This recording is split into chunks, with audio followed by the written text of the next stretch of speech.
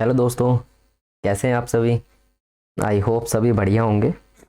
And हाँ, मैं भी काफ़ी दिनों के बाद जो है कुछ लेक्चर्स अपलोड कर रहा हूँ, क्योंकि आफ्टर क्वालिफिकेशन आपको पता है कि थोड़ा सा टाइम की शॉर्टेज रहती है, क्योंकि हम सब कुछ मैनेज नहीं कर पाते हैं। जॉब में सेटल होने में ही बहुत ज़्यादा जो है थोड़ा टाइम लग जाता है। सो आज जो है मैं कवर करने वाला हूँ कॉस्टिंग के कुछ कंसेप्ट्स, जो कि हमारा स्टैंडर्ड कॉस्टिंग जो है सबसे ज़्यादा इम्पोर्टेंट है।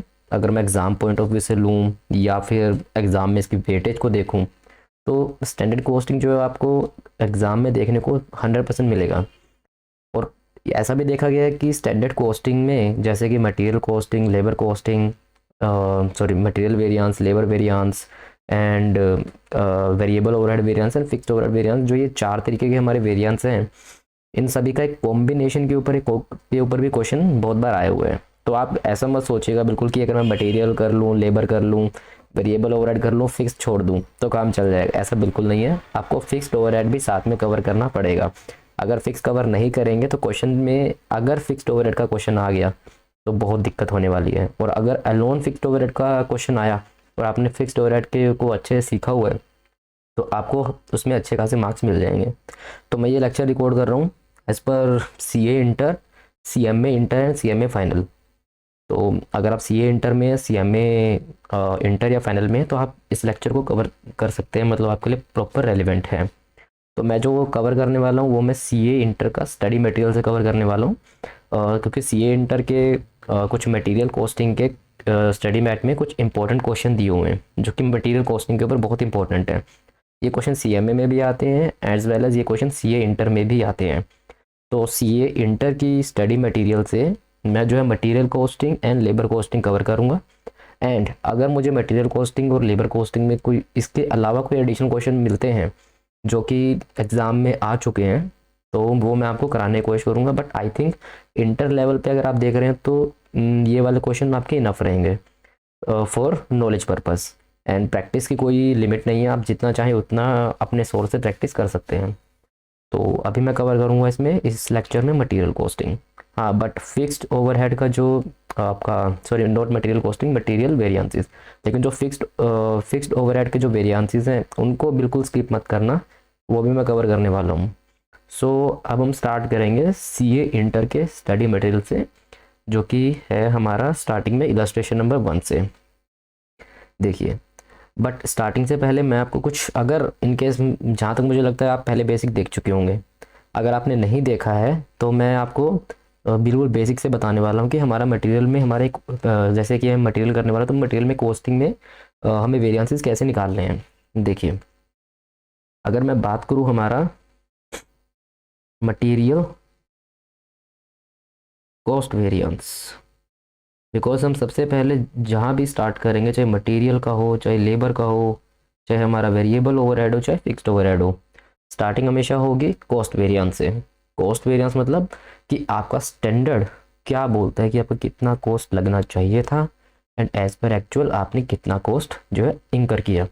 इन दोनों के बीच का जो डिफरेंस है वो हमारा कॉस्ट वेरिएंस है, स्टैंडर्ड एंड एक्चुअल। सो मैं साथ के साथ इसमें फॉर्मूला भी मेंशन कर दे रहा हूँ।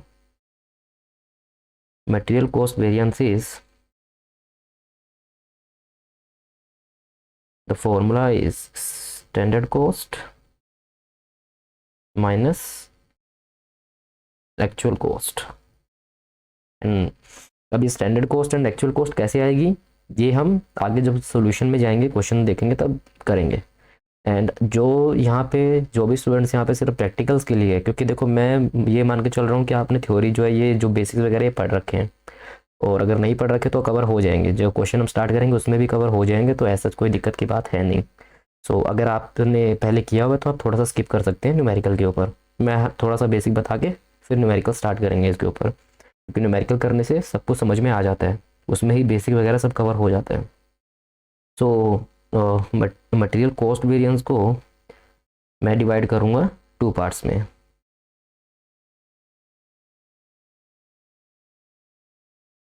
तो first one is material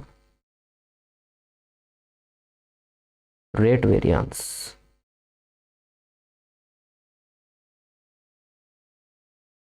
material rate variance हमें ये बताएगा कि हमारा स्टैंडर्ड रेट क्या था, किस रेट पे हमें मटेरियल परचेज करना चाहिए था, और एक्चुअल में हमने किस रेट पे मटेरियल परचेज किया।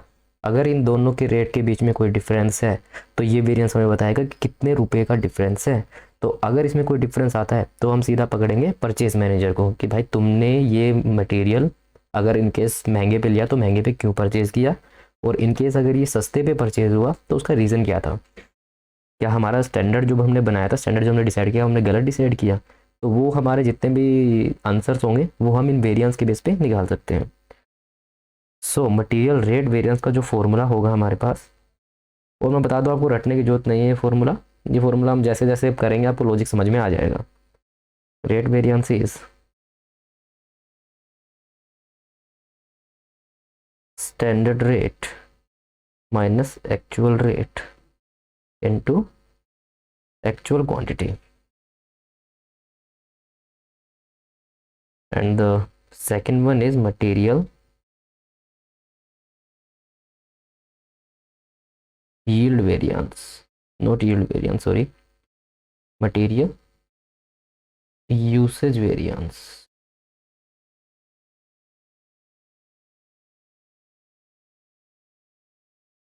तो हमारा मटेरियल जो यूसेज वेरिएंस है ये हमें बेसिकली बताएगा कि कितना मटेरियल हमारा जो है प्रोडक्शन में यूटिलाइज होना चाहिए था, और एक्चुअल में हमने कितना यूटिलाइज किया।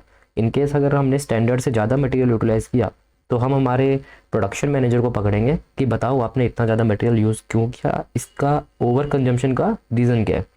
सो वेरिएंसी से हम सिर्फ एक तरह से ये हमारा ऑर्गेनाइजेशन का इंटरनल कंट्रोल है कि या तो हम मटेरियल ज़्यादा रेट पे ना खरीद लें या फिर गलती से ज़्यादा कंजप्शन ना हो जाए, अगर हो गया तो उसका रीज़न पता करना। So formula is standard quantity minus actual quantity into standard rate. तो it's a difference between standard quantity and actual quantity. Standard कितना होना चाहिए था, एक्चुअल आपने कितना कंज्यूम किया, एंड स्टैंडर्ड रेट के ऊपर। ये सब अगर फॉर्मूला अभी भी किसी को समझ में नहीं आ रहा है तो नो वरीज, ये बिल्कुल ईजी रहेगा। जैसे हम क्वेश्चन करेंगे आपको सब समझ में आ जाएगा क्वेश्चन के साथ। So I will bifurcate this material usage variance in further two parts.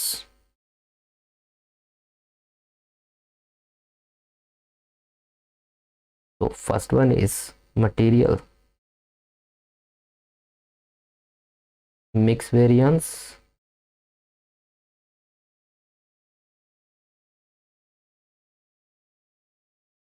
and the other one is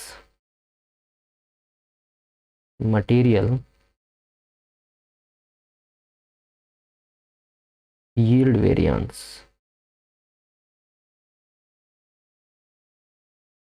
So material mix variance and material yield variance, ये जो है यूसेज वेरिएंस को ही फर्दर दो पार्ट्स में हमने डिवाइड कर दिया। ये हमें दोनों बताएंगे कि अगर हमारा जो मटेरियल हमने जो कंज्यूम किया, अगर वो एक्सेस कंज्यूम किया या फिर कम कंज्यूम किया, क्या हमने उसका रेशियो मेंटेन करते हुए कंज्यूम किया। मतलब हमने ये सोचा था कि 50% मटेरियल ए लगेगा, 50% मटेरियल बी लगेगा, तो क्या हमने एक्चुअल में 50-50 का रेशियो ही मेंटेन किया है। हो सकता है एक्चुअल में हमने ज़्यादा कंज्यूम किया हो या कम कंज्यूम किया हो, लेकिन क्या उस रेशियो को ही मेंटेन करते हुए कंज्यूम किया। इनकेस अगर उस रेशियो को हमने मेंटेन नहीं किया तो फिर हमें फिर प्रोडक्शन मैनेजर को पकड़ना पड़ेगा कि भाई बताओ कि ये जो रेशो है ये क्यों मेंटेन नहीं हुआ, इसका रीज़न क्या है। रीज़न बहुत हो सकते हैं, वेस्टेजेस हैं, एबनॉर्मल लॉसेस हैं, एनीथिंग। तो अब जो ये दो वाले हमारे वेरिएंस हैं, इन दोनों वेरिएंस को जैसे हम फर्दर इसके ऊपर आएंगे तब मैं इसके फॉर्मूले यहाँ लिखूँगा। अभी के लिए आप इन दोनों को भूल जाइए, अभी के लिए सिर्फ याद रखिए रेट वेरिएंस को एंड मटेरियल यूसेज वेरिएंस को, सिर्फ इन दोनों पे फोकस रखिएगा। नाउ अब हम सीधा इलस्ट्रेशन स्टार्ट करने वाले हैं। जैसे जैसे हम क्वेश्चन में आगे बढ़ेंगे इन दोनों के फॉर्मूले मैं आपको साथ के साथ लिखवा दूंगा। अभी के लिए फॉर्मूले आप छोड़ दीजिए, क्योंकि अगर अभी फॉर्मूला लिखा तो कन्फ्यूजन हो जाएगी आपको, तो अभी उसका कोई फ़ायदा नहीं है। So let's start with illustration number 1। देखिए इलस्ट्रेशन नंबर वन क्या बोलती है, the standard and actual, this one is standard and actual. Standard and actual figures हमें दी हुई है किसी प्रोडक्ट जेड की। हमेशा याद रखिएगा एक मेन प्रोडक्ट होता है जो मार्केट में सेल होता है, ठीक है, मेन प्रोडक्ट, या फिर किसी दूसरे प्रोसेस में वो as a raw material use होता है, मतलब जो फाइनल प्रोडक्ट बन के आएगा। उस फाइनल प्रोडक्ट को बनाने के लिए जो मटेरियल लगता है, हम उस मटेरियल का वेरिएंस निकाल रहे हैं, इस फाइनल प्रोडक्ट का नहीं निकाल रहे हैं। जो फाइनल प्रोडक्ट है उसका कोई लेना देना नहीं है, इस फाइनल प्रोडक्ट को बनाने के लिए कितना मटेरियल लगा उस मटेरियल का वेरिएंस हम निकाल रहे हैं। तो क्वेश्चन बोल रहा है कि जो स्टैंडर्ड और एक्चुअल प्रोडक्ट जेड का मतलब प्रोडक्ट जेड को बनाने के लिए हमने कहा था कि स्टैंडर्ड रहेगा ये, एक्चुअल रहेगा, एक्चुअल हुआ है ये। तो स्टैंडर्ड में कहा था कि मटेरियल क्वांटिटी 50 लगनी चाहिए, मतलब प्रोडक्ट जेड की एक यूनिट बनाने के लिए 50 यूनिट लगनी चाहिए थी मटेरियल की, एक्स वाई जेड जो भी मटेरियल था। लेकिन एक्चुअल में हमने लगा दिया 45 यूनिट्स। और ये देखिए प्राइस इन्होंने बोला कि 1 रुपया पर यूनिट हमारा खरीद होनी चाहिए थी मटेरियल की, मतलब 50 यूनिट्स 1 रुपये के हिसाब से हमें मार्केट से लेके आनी थी, लेकिन हम ले गए 0.80 पैसा पे। इसका मतलब ये बेनिफिट हो गया। अब कैसे बेनिफिट है वो आगे देखेंगे। ये बेनिफिट है, 1 रुपये का हमें स्टैंडर्ड डिसाइड किया था कि हाँ नॉर्मली इस मटेरियल को खरीदने में 1 रुपया हमारा लगता है, लेकिन एक्चुअल में हम 80 पैसे पे ही उसको खरीद लाए, तो इसका मतलब 20 पैसे का फ़ायदा है। इसका क्या होगा आगे देखते हैं। क्वेश्चन बोलता है कैलकुलेट मटेरियल कॉस्ट वेरिएंसेस। हमेशा जब भी आप स्टार्ट करेंगे क्वेश्चन तो हमेशा स्टार्टिंग में निकलेगा मटेरियल का कॉस्ट वेरिएंस फर्स्ट। सो हम स्टार्ट कर रहे हैं यहाँ पे अपना इलस्ट्रेशन नंबर 1, और ये हमारा है ICAI स्टडी मटेरियल। ये टोटली एप्लीकेबल है CMA inter and CMA final वालों के लिए भी, बट हाँ उनका थोड़ा सा लेवल में डिफरेंस है, बट जहाँ तक है इससे आपका बेसिक कवर हो जाएगा। लेकिन ICA वाले CA वाले स्टूडेंट्स के लिए इनफ है। आप प्रैक्टिस करने के लिए आप कहीं से भी प्रैक्टिस कर सकते हैं, उसकी कोई लिमिट नहीं है। Okay, so first we have to calculate material cost variances.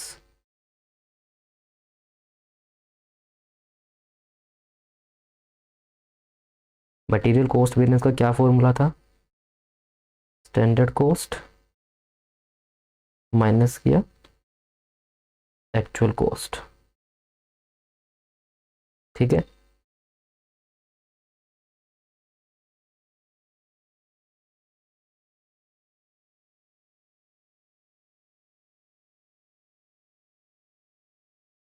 Just wait a second.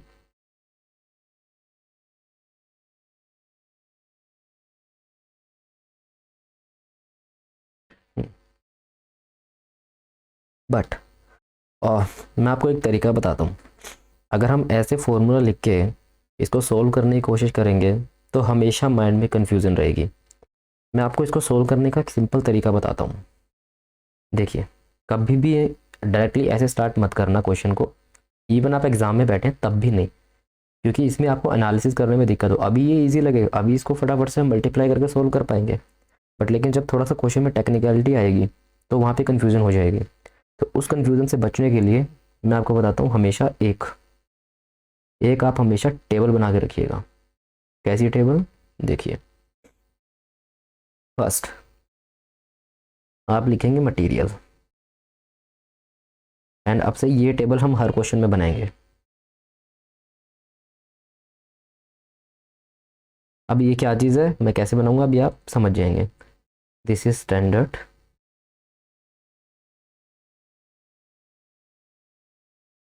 Standard के अंदर भी हम 3 कॉलम्स बना लेंगे ऐसे।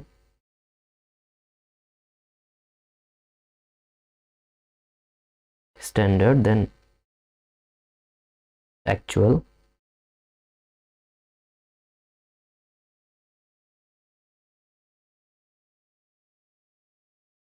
इसके बाद भी हम कुछ कॉलम्स ऐड करेंगे, लेकिन जैसे जैसे हम क्वेश्चन में आगे बढ़ेंगे, जैसे जैसे हमारे पास कॉम्प्लिकेटेड क्वेश्चंस आएंगे, हम वैसे वैसे इसमें और आगे ऐड करते रहेंगे। देखिए, अब हम फर्स्ट यहाँ पे मेंशन करेंगे quantity, rate, fair amount, actual में भी same, quantity, rate and amount. हम यहाँ पे मेंशन करेंगे मटेरियल का नाम।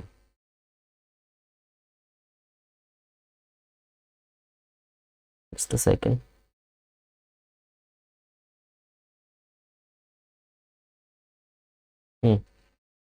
हम यहाँ पे मटेरियल के जो नेम्स हैं, जो मटेरियल का जो कॉलम है उसके नीचे, सिंस हमें क्वेश्चन में सिर्फ एक ही मटेरियल दिया हुआ है, क्वेश्चन बोल रहा था प्रोडक्ट Z को बनाने के लिए सिंगल मटेरियल लगता है, तो उस मटेरियल का कुछ भी नाम हो सकता है। It could be material X, material Y, material Z, anything. तो ये जो वाला कॉलम जो मटेरियल का है, ये हमारा तब यूज़ होगा जब प्रोडक्ट को बनाने के लिए एक से ज़्यादा मटेरियल लगने वाला है। तो हम सारे मटेरियल को इस मटेरियल के हेड के नीचे रखेंगे।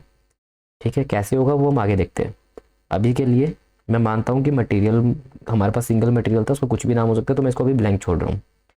स्टैंडर्ड, देखिए क्वेश्चन बोल रहा था कि 50 यूनिट्स हमारा स्टैंडर्ड है। देख रहे हैं ना, 50 यूनिट्स, ये हमारा 50 यूनिट्स हमारा स्टैंडर्ड है। तो मैं सिंपल अपनी जो टेबल है उसमें सिंपल फिल कर दूंगा कि हमारा 50 यूनिट्स लगना चाहिए था, और क्वेश्चन बोल रहा है कि वो 1 रुपया पे लगना चाहिए था, सो 1 रुपीज़। तो 50 into 1, 50। Now what is the actual? Question clearly बोल रहा है कि हमारे 45 यूनिट्स हमने लगा दिए हैं, वो भी 80 पैसा पे। तो हमने 45 यूनिट्स लगा दिए हैं एट 80 पैसा पे। तो 45 यूनिट्स हमने लगा दिए 80 पैसा पे, which gives us 36 rupees. Okay, so मैं बोलूँगा कि मेरी टोटल जो कॉस्ट थी स्टैंडर्ड, वो लगनी चाहिए थी 50 रुपीज़ 50 यूनिट्स पे। ठीक है, एक्चुअल में हुआ क्या? एक्चुअल में 45 यूनिट्स लगे एंड 36 रुपीज़ मेरी कॉस्ट आई। अब आप क्लियरली देख सकते हैं कि हमारा 50 रुपीज़ लगना चाहिए था। क्लियरली देख सकते हैं 50 रुपीज़ हमारा लगना चाहिए था, लेकिन 36 रुपीज़ लगा। इसमें हमारी सेविंग हो गई है। 14 रुपीज़ जो हमारे बचे हैं, अब हमें उसी का बाइफिकेट करना है कि कंजम्पशन की वजह से कितना बचा, रेट सस्ता परचेज करने की वजह से कितना बचा। कैसे, देखिए। तो पहले हम जो हमारा कैलकुलेट करेंगे, नंबर 1, वो हम कैलकुलेट करेंगे हमारा मटेरियल कॉस्ट वेरिएंस।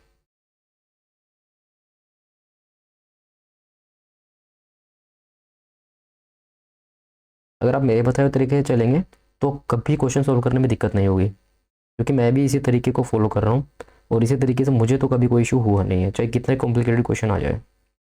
देखिए, मटेरियल कॉस्ट वेरिएंस में standard cost minus actual cost, this is the formula. So what is our standard cost? Our standard cost is 50 rupees minus what is our actual cost, which is 36 rupees. This is the difference of 14. अब हमेशा ध्यान रखिएगा, अगर हमारा answer positive में आ रहा है तो उसको हम बोल देते हैं फेवरेबल, लेकिन अगर यही हमारा नेगेटिव में आता, सपोज -14, तो हम इसको नेम देते एडवर्स, विच इज ब्रैकेट में हम ए लिख देते हैं। ठीक है, हमेशा आपको ये लिखना है, फेवरेबल या एडवर्स हमेशा लिखना है। अगर नहीं लिखोगे तो इस चीज़ के मार्क्स कटते हैं एग्जाम में, याद रखिएगा। सेकंड, एंड आपको जो एग्जाम में सोल्व करोगे इसी सीरीज में सोल्व करना है। पहले ये वाला फॉर जो आप निकालेंगे वेरिएंस, फिर सेकंड वाला। Second is material price variance.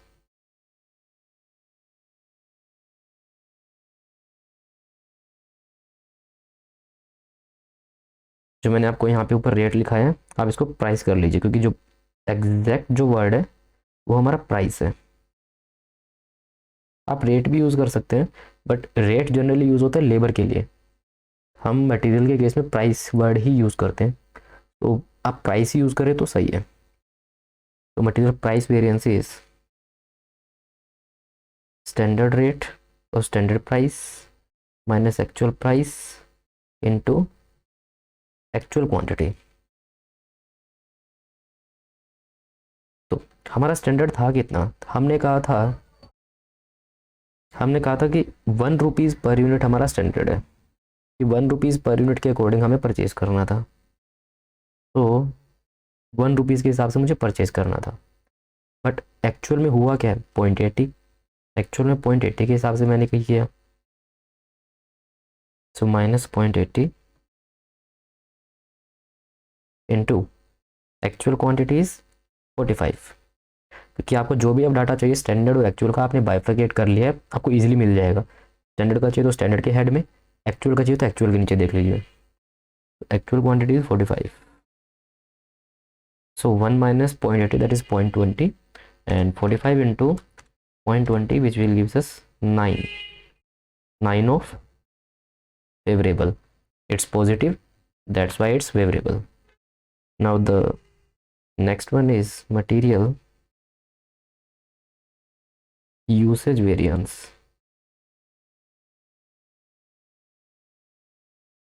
And in case किसी को कोई भी इशू हो, मान लीजिए क्वेश्चन में कोई सोल्व करने में कोई इशू हो रहा है या कुछ भी आपको इन्फॉर्मेशन चाहिए, तो ऊपर मेरा कॉन्टैक्ट डिटेल दिया हुआ है, आप उस पर मेरे को मेल कर सकते हैं या आप डायरेक्टली मेरे को डीएम कर सकते हैं, मैं कोशिश करूँगा रिप्लाई करने की।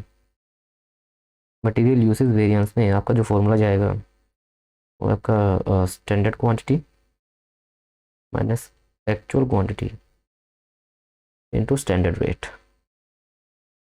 देखिए standard quantity is 50, standard quantity is 50, actual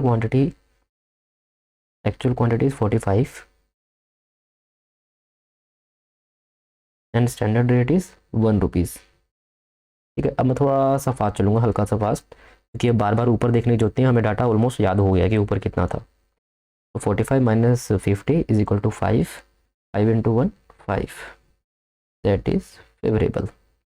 अब हमेशा एग्जाम में ये चीज़ वेरीफाई करेंगे आप कि material price variance and material usage variance का टोटल मटेरियल कॉस्ट वेरिएंस होता है। कैसे, देखिए ये इंपॉर्टेंट है, वेरिफिकेशन। आपको एग्जाम में ये वाला नहीं करना है, आपको एग्जाम में ये करके नहीं दिखाना है, लेकिन आपको अपनी कंफर्मेशन के लिए कि आपने जो है सब कुछ सही सोल्व किया है, मीन्स आपने कैलकुलेशन में कोई मिस्टेक नहीं की, तो ये आपको करना है हमेशा। कैसे करना है, देखिए material cost variance is equal to material price variance plus material usage variance.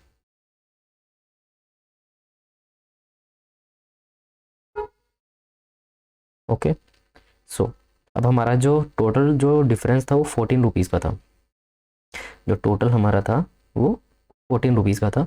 अब इस 14 रुपीज़ की ही बाइफ्रिकेशन ये 9 रुपीज़ और 5 रुपीज़ है।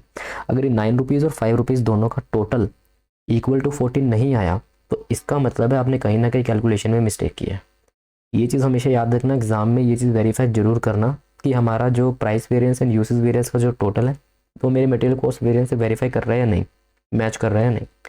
अगर मैच नहीं कर रहा है तो इसका मतलब कैलकुलेशन मिस्टेक है। तो material cost variance was 14 rupees favourable, favourable मतलब पॉजिटिव, एंड अगर ये एडवर्स होता then we would have mention negative in front of that number. So price variance is 9 rupees favorable, so I can simply mention 9 rupees favorable plus 5 rupees favorable, so 14 is equal to 14. So that means that our calculation is completely okay. So that was the illustration number first. I don't think so that कि किसी को इसमें किसी तरह कोई issue होगा. In case if you have any doubt, so you can connect with me. So now moving towards the illustration number second. Now अब जैसे इलस्ट्रेशन नंबर 2 देखिए, अब यहाँ से स्टार्ट होगा आपका जितना भी कंसेप्ट वाला पार्ट है, जो मतलब थोड़ा सा टेक्निकल रहेगा, बट लेकिन एग्ज़ाम के पॉइंट ऑफ व्यू से यही इंपॉर्टेंट है। जो फर्स्ट वन था वो सिर्फ बेसिक कंसेप्ट था, तो वो इतना इंपॉर्टेंट नहीं था, वो सिर्फ आप फॉर्मूला सीखने के लिए था। यहाँ से आप देखें, स्टार्ट कीजिए अब। NXE manufacturing concern furnish the following information, this is the standard and this is the actual. They have provided the material for 70 kg finished product, that is 100 kgs। Question clearly बोल रहा है कि अगर आपको 100 kg मतलब 70 kg of finish, ये finish product है, मतलब अगर आपको 70 kg का आउटपुट चाहिए तो उसके लिए आपको 100 kgs का मटेरियल लगाना पड़ेगा। मतलब आप 100 kgs का इनपुट देंगे तब आपको 70 kg आउटपुट मिलेगा। Next, price of material is 1 rupees पर के जी। जो ये 1 रुपीज़ पर के जी प्राइस दिया हो, ये दिया हुआ मटेरियल का, मटेरियल मतलब इनपुट का। ये फिनिश गुड्स का प्राइस नहीं दिया होगा, फिनिश गुड्स तो होती है सेलिंग प्राइस पे, ये वो सेलिंग वाला नहीं है। ये दिया हुआ आपको कितने पे आप परचेज करोगे। एक्चुअल में दिया हुआ है आउटपुट, आउटपुट बोल रहा है कि 2,10,000 kgs, और ये आउटपुट जो है ये आउटपुट है फिनिश गुड्स की। मतलब हमने 2,10,000 kgs का मटेरियल हमने फिनिश बनाया। तो आपको सिंपल अब देखना है इसमें कि अगर आपने 2,10,000 kgs का मटेरियल बनाया तो उसको बनाने के लिए कितना लगना चाहिए था। ओके, ये बोल रहा है material use 2,80,000 kgs and cost of material is 2,52,000। And this time आपको जो है रेट नहीं दिया कि किस रेट से, एक्चुअल किस रेट से मटेरियल कंज्यूम हो। इस बार आपको दिया हुआ है मटेरियल की कॉस्ट। तो सिंपल सी चीज़ है, आप इसमें निकाल सकते हैं कि अगर 2,10,000 kgs को कि 210 kgs हमने बनाया और 70 kg, क्वेश्चन ने 70 kg की पॉइंट ऑफ व्यू से भी स्टैंडर्ड बताया। 70 kg को बनाने के लिए आपको 100 kg इनपुट देना पड़ता है। तो 2,10,000 को बनाने के लिए कितना, मतलब अभी देखते हैं, आप देखिए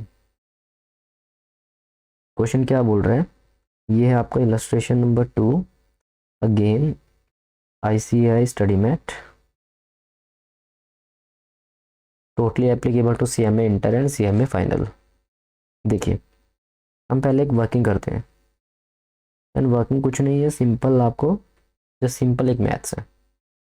क्वेश्चन आपको बोल रहा है कि 70 kg फिनिश गुड्स बनाने के लिए आपको 100 kg इनपुट देना है। इनपुट मतलब रॉ मटेरियल, ठीक है। अब क्वेश्चन ने बोला है कि हमने जो है आउटपुट जो है 2,10,000 kg बनाया, मतलब जो ये 2,10,000 kg आउटपुट है ये, तो हमारा जो एक्चुअल आउटपुट था, actual output that is finish goods का, वो हमारा था 2,10,000 kgs, 2,10,000 kgs। तो क्या आप सिंपली मैथ लगा के बता सकते हैं कि अगर 70 kg लगता है, अगर 70 kg लगता है 100 किलो बनाने के लिए, तो 2,10,000 किलो बनाने के लिए कितना इनपुट देना पड़ेगा मुझे। सिंपल मैथ्स है, देखिए अगर मुझे 100 kg इनपुट लगाना पड़ता है 70 kg फिनिश प्रोडक्ट के लिए, तो बताइए 2,10,000 के लिए कितना। हमेशा याद रखिएगा ये 2,10,000 kg जो फिनिश गुड्स है, अगर मान लीजिए किसी को इसमें कोई दिक्कत हो रही है तो उसके लिए मैं बता दे रहा हूँ कि 2,10,000 kgs in case this is the finished goods, then always remember that in denominator which is the 70, this is also finished goods. So in multiplication also finished goods, and in case you are multiplying here, then here in like in denominator this should also be finished goods. Then you will get the answer. In case any student is confused like this, why this 100 by 70 not 70 by 100, then that's a simple logic. Finished goods is given 2,10,000 kg, so if we are multiplying with 210, then we should divide with the same unit. Like if the finished goods is in multiplication, then in denominator also there should be finished goods. That's why. So if we multiply this 100 divided by 70, into 2,10,000, that will gives us a value of 3 lakh kgs.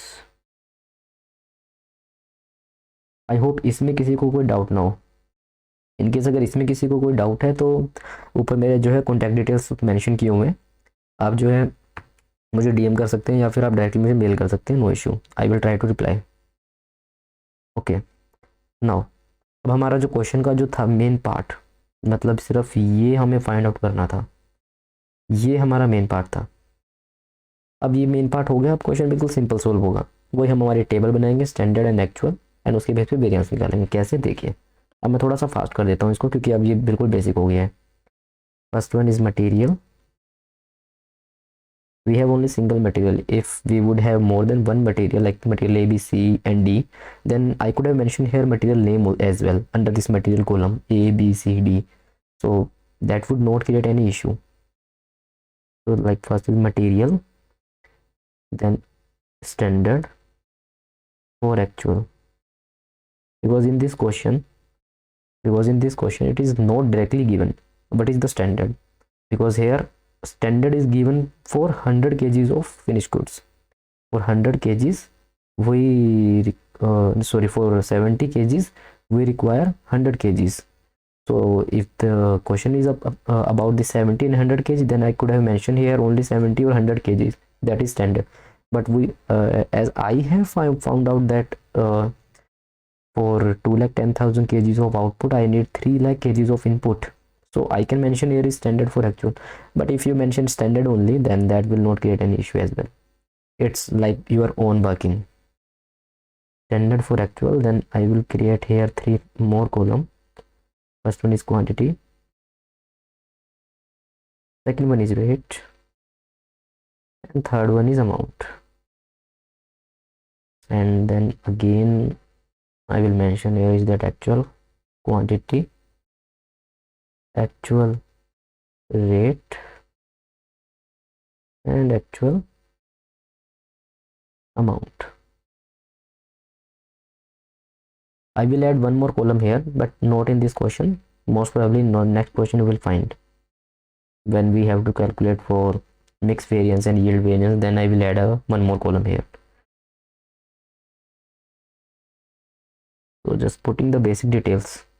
Material, if question has been provided any kind of material name, then I could have mentioned here A, B, C, D. If no material name is provided, then simply solve. Like I mentioned here, standard for actual is 3 lakh kgs. That 3 lakh kgs is required.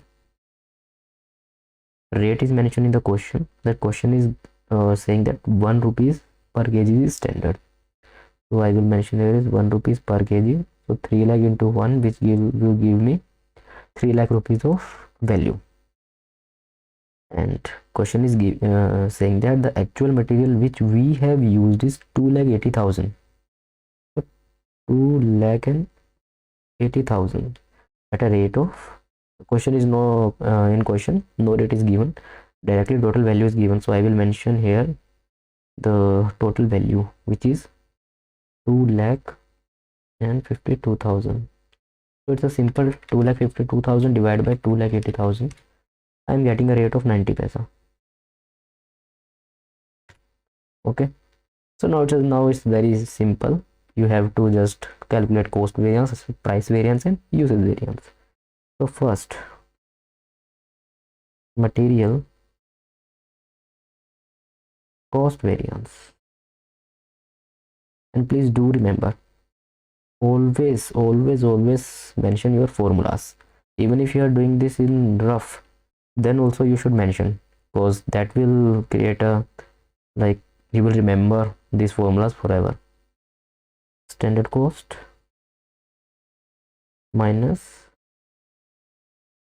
actual cost. So what is my standard cost is 3 lakh rupees, and what is my actual, which is 2,52,000. So 3 lakh minus 2,52,000, which will give us a 48,000 of positive balance. So in case of positive balance, I always mention favorable. Please do remember to mention this favorable and adverse in question, sorry, in your solution. And please do not write negative symbol or any positive symbol in front of these answers. Just only mention adverse or favorable. Okay, the second one is material price variance.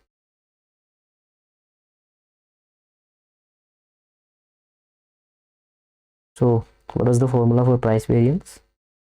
The formula was standard rate minus actual rate into actual quantity. And please always remember, when we compare the prices, like the two prices, standard price and actual price, then we always multiply with actual quantity. Always remember that price is directly linked to quantity, because जितना हम ज़्यादा price देंगे हम उसको quantity के base पे तो देखेंगे, एक्चुअल क्वांटिटी के बेस पे, क्योंकि हम प्राइस में जब भी लॉस या गेन निकालते हैं एक्चुअल क्वांटिटी के बेस पे निकालते हैं। अब आप स्टैंडर्ड के बेस पे इसमें आप कैसे कैलकुलेट कर पाओगे प्राइस में? आपको हमेशा एक्चुअल के बेस पे ही ये चीज़ देखनी पड़ेगी कि प्राइस में कितना डिफरेंस आया है, क्योंकि आप जितना क्वांटिटी लेके आए हैं, परचेज करके आए हैं, उसी पे तो रेट का आप कैलकुलेट करेंगे ना। यूसेज ऊपर नीचे हो सकते हैं, क्योंकि यूसेज में हो सकता है हमारा मटेरियल को स्टॉक में बच जाए तो हम उसे नेक्स्ट टाइम यूज़ कर लेंगे, लेकिन प्राइस की वजह से हमारा जो भी डिफरेंस आएगा वो हमेशा एक्चुअल क्वांटिटी पे, टोटल क्वांटिटी पे हम कंसीडर करेंगे। देखिए, तो standard rate, what was my standard rate? Standard rate was 1 rupees and actual rate was 90 पैसा। And what was the actual quantity? Actual quantity was 2,80,000. That will give us a 28,000 of favorable balance. Now the last one, material yield variance.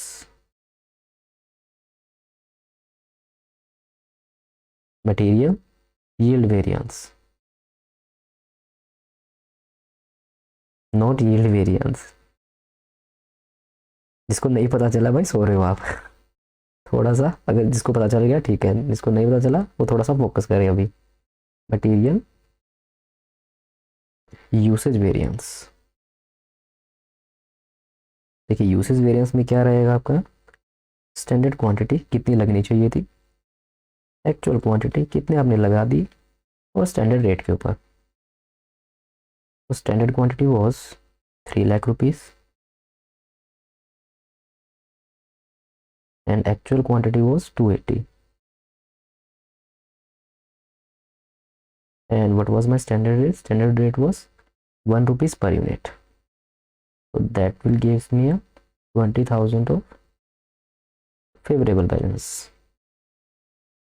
And do remember one thing, which is the last thing, is to verify. So verification.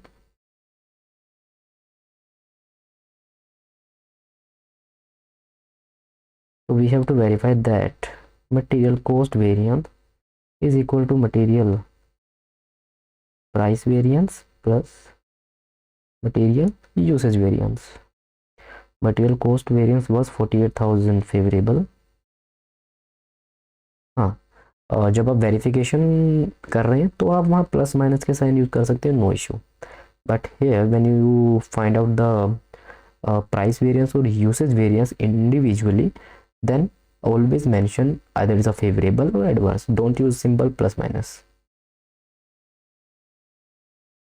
So material price variance is 28,000 favorable, which is plus 28,000, and plus usage variance was 20,000 favorable. So 48,000 material cost variance is equal to 48,000 price variance plus usage variance. तो ये हमारा illustration number second तक हो चुका है complete. I don't think कि किसी को कोई इश्यू होगा इसमें, क्योंकि ये बिल्कुल बेसिक क्वेश्चन ही थे। इनकेस अगर किसी को कोई भी इसमें डाउट है तो आप मेरे को डीएम कर सकते हैं या आप मेरे को मेल डाल सकते हैं, I will try to reply. But always remember कि ये वाली जो टेबल है ये आप हमेशा बनाएं क्वेश्चन में, क्योंकि जैसे अब नेक्स्ट क्वेश्चन आएगा तो आपको इसकी इंपॉर्टेंस समझ में आएगी कि इस टेबल की क्या इंपॉर्टेंस है। कि आपको जितना भी डाटा चाहिए नीचे निकालने के लिए वैल्यूज़, सारा डाटा आपको एक टेबल में एक जगह बिल्कुल सिंप्लीफाइड वे में आपको मिल जाएगा। ठीक है, चलिए फिर हम जो दो हमारे इलस्ट्रेशन और बचे होंगे जो स्टडी मैट में दिए होंगे, we will try to cover in next lecture. तो okay, bye. And please do remember to practice, because without practice in examination you will forget these formulas. So please try to practice. Okay, bye, thank you.